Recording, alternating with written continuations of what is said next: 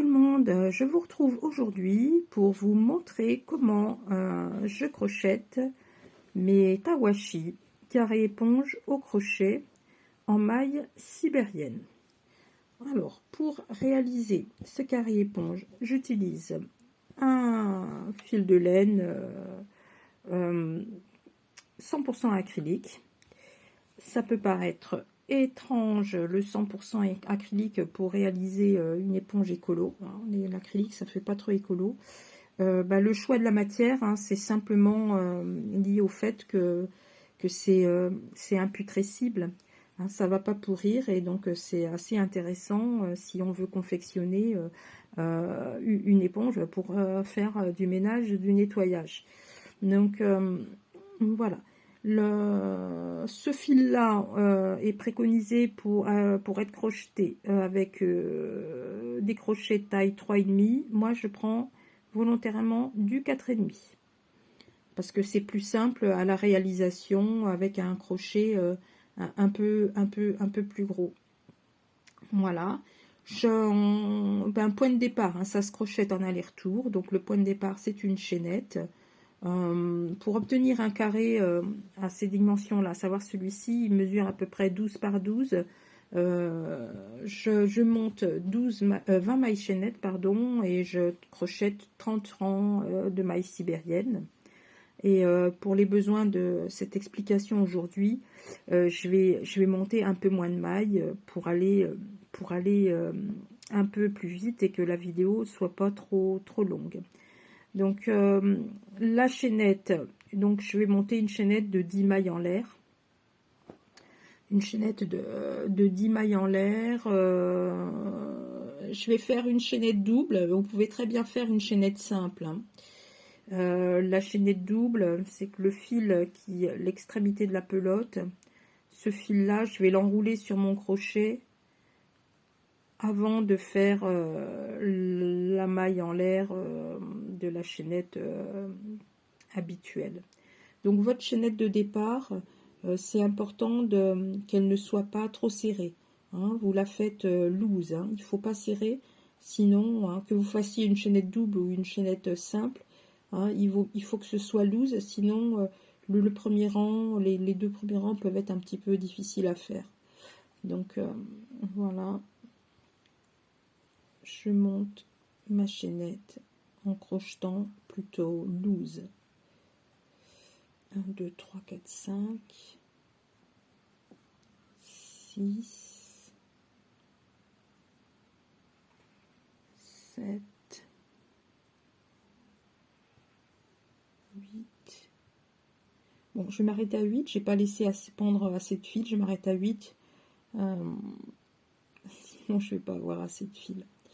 Une fois que la chaînette est faite, je fais une dernière maille en l'air, mais toute seule. Pas de chaînette double. Et cette maille en l'air, elle compte pas. Dans le décompte des mailles, elle compte pas. Et à la fin de chaque rang, on fera une maille en l'air qui ne compte pas. Donc, on en arrive dans le vif du sujet, de la maille sibérienne.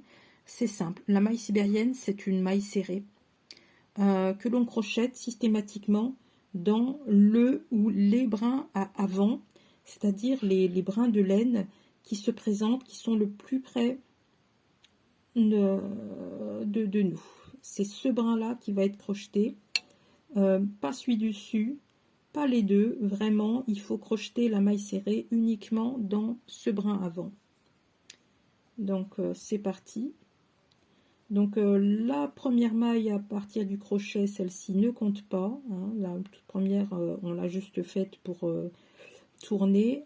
Elle ne compte pas et on va commencer à faire les mailles serrées dans le brin avant ici et dans tous les autres brins avant de la chaînette. Voilà.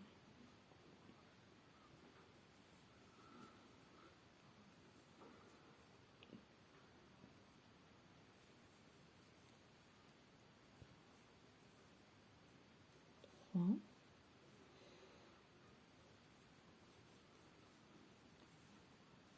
4,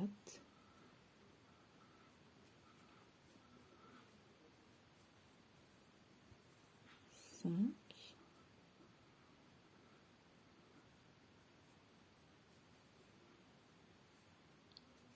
6,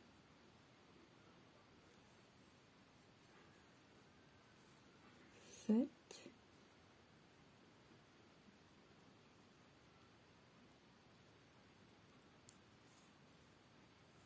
et 8. Le premier rang est fait, ça ressemble à ça. Je fais ma maille en l'air et je tourne. Donc, deuxième rang. Ce sera toujours des mailles serrées avec cette particularité que l'on va l'accrocher. Alors, dans le brin avant du rang qu'on vient de faire, celui qui se présente le plus près de nous, et en même temps en prenant le brin avant de la maille du rang précédent. C'est-à-dire ce brin arrière qu'on n'a pas crocheté, ben on le voit, il se présente là devant nous, ici, ici, ici. Eh bien, on va le prendre en premier, ce premier brin avant. On va prendre également le brin avant du rang du dessus. Et on fait notre maille serrée en passant dans les deux. Donc là, brin avant du rang inférieur, le brin avant du rang supérieur, mon jeté, je tire une boucle à jeter et je passe à travers les deux. Et ainsi de suite, on va faire ça le long de tout ce rang-là, en prenant le brin avant du rang inférieur et celui du rang supérieur. Et on termine ce rang en maille serrée.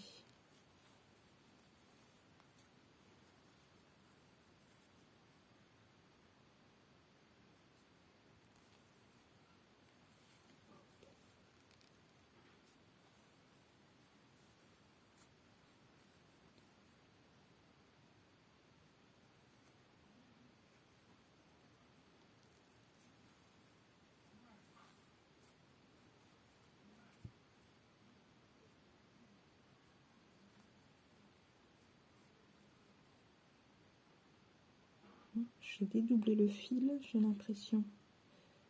Oh non, c'est bon.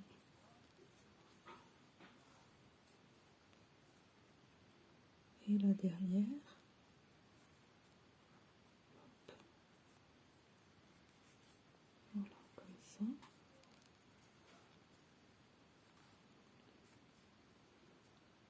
Alors, le deuxième rang est terminé. Ça ressemble à ça. Troisième rang, on fait une maille en l'air avant de tourner. Et en fait, le troisième rang, il est comme le précédent. Et tous les rangs suivants, ce sera le même procédé. On récupère le brin avant du rang inférieur et celui du rang supérieur. Et on crochette la maille serrée dans ces deux boucles. Et plus, voilà, quand on arrive déjà là, on voit ces brins avant qui se superposent presque naturellement l'un par-dessus l'autre.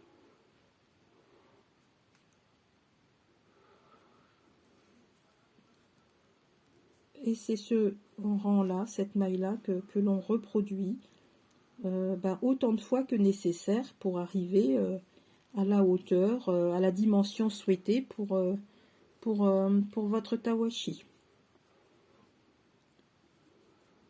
Là, je vais continuer jusqu'au bout du rang. Alors ces 2-3 premiers rangs de mailles sibériennes sont un peu déroutants parce que à crocheter en même temps dans le brin du rang inférieur et dans celui du rang supérieur, eh ben, on a l'impression de replier le travail et de le ratatiner et que ça n'avance pas du tout. Alors, il est vrai que la maille sibérienne, ça monte pas très vite, mais ça monte quand même. Et on commence à le percevoir quand on arrive là, à la fin du 3e rang, et quand on va devoir commencer le 4e, là. Je fais ma maille en l'air avant de tourner pour commencer le 4e. Là, on commence à voir la hauteur qui se déploie. Hein, ça, c'est tout ce qu'on a monté. Ça, c'est le brin avant du rang inférieur, hein, qu'il faudra crocheter en même temps que, voilà, brin avant du rang inférieur, qu'on crochette en même temps que celui du rang supérieur. Hein, quand on arrive au 4e rang de maille chaînette, on voit beaucoup mieux. Alors, petite attention, en tout début de rang, au niveau du rang inférieur, on voit un petit bourrelet qui dépasse. Ça, il ne faut pas le crocheter. Hein, ça apparaît, c'est normal que ça apparaisse, mais ce n'est pas notre premier brin inférieur, donc ne pas prendre ce petit bourrelet qui dépasse au début du rang inférieur. Pour être sûr, hein, de ne pas vous tromper, il suffit de pincer un peu l'ouvrage. Quand vous pincez un peu ces rangs, vous voyez les brins se superposer, les brins qui doivent être crochetés ensemble. Et vous voyez bien que le premier qui est là, il se superpose avec celui-ci et pas celui-là. Hein, voilà. Et donc on peut continuer la réalisation du tawashi comme ceci. Hop. Voilà. Et je vous propose de faire un petit temps de pause et de vous retrouver quand j'aurai fait quelques rangs de plus. Et je vous montrerai comment crocheter le dernier rang, hein, pour clôturer et fermer le tawashi. Donc je vous dis à plus tard. Voilà, alors j'en suis à la fin d'un 10e rang de maille sibérienne. Et je vais vous montrer comment on termine le tawashi. Juste avant ça, je vous disais 10 rangs. Ce qu'il y a de pratique avec ce point-là, c'est pour le comptage. Vous voyez, vous avez des petits bourrelets successifs qui se forment. À chaque bourrelet correspond 2 rangs. 2 rangs de maille sibérienne, donc 2, 4, 6, 8 et le dernier 10. Je viens de finir mon 10e rang. Ça, c'est une petite astuce qui vous aide à compter si vous ne savez plus où vous en êtes. Donc là, je fais ma maille en l'air avant de tourner l'ouvrage. Et pour crocheter et fermer, j'appelle ça fermer le tawashi, le dernier rang, on va faire donc toujours de la maille serrée. On prend le brin du rang inférieur. Et cette fois-ci, au lieu de prendre le brin avant, on va prendre la maille complète, le V entier. Je recommence, je crois que j'ai peut-être pas bien cadré. Donc on prend le brin du rang inférieur avec la maille entière du rang supérieur. Vous voyez, on passe dans tout. Je vais essayer de, pour la netteté, dans tout. Et là, on crochette notre maille serrée. Le rang inférieur et toute la maille du rang supérieur.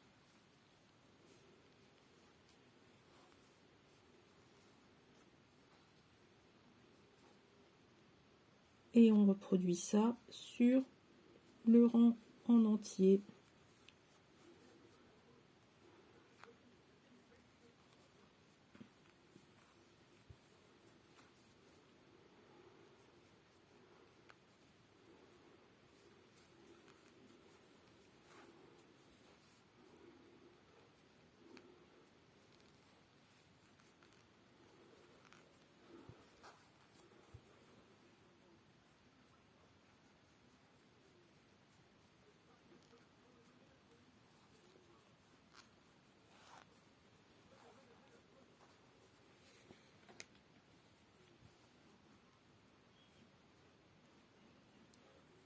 Le rang inférieur et toute la maille.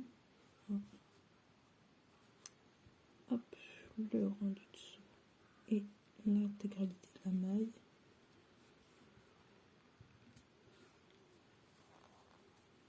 Et voilà. Donc en prenant entièrement la maille Endurance supérieure. Quand on retourne, on s'aperçoit qu'on n'a plus le brin, n'apparaît plus le brin inférieur qu'on prenait avant. Hein, le tawashi est terminé. Voilà, il est refermé, il est clôturé. Donc il ne reste plus qu'à couper le fil, faire deux, trois mailles en l'air pour sécuriser le tout. Alors je me cherche une paire de ciseaux. Ciseaux.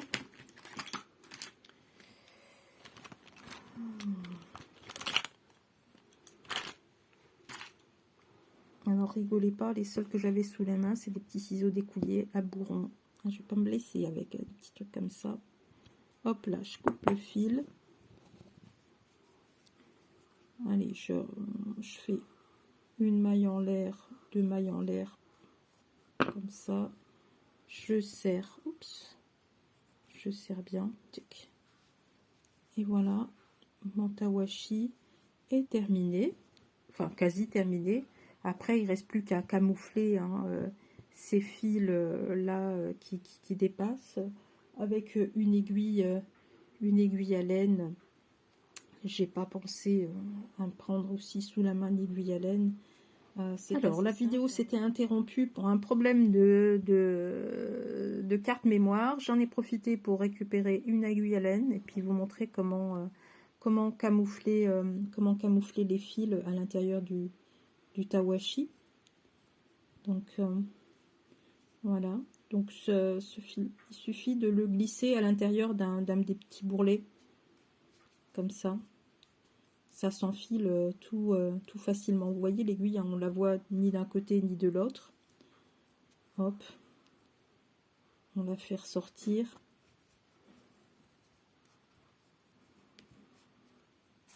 Hop,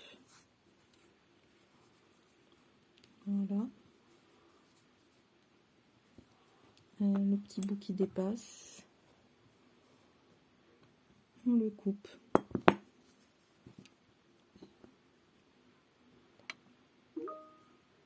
Et on fait pareil avec l'autre extrémité. J'insère ça, hop, à l'intérieur d'un petit bourrelet. Il n'y a rien qui dépasse, ni d'un côté ni de l'autre. Hop.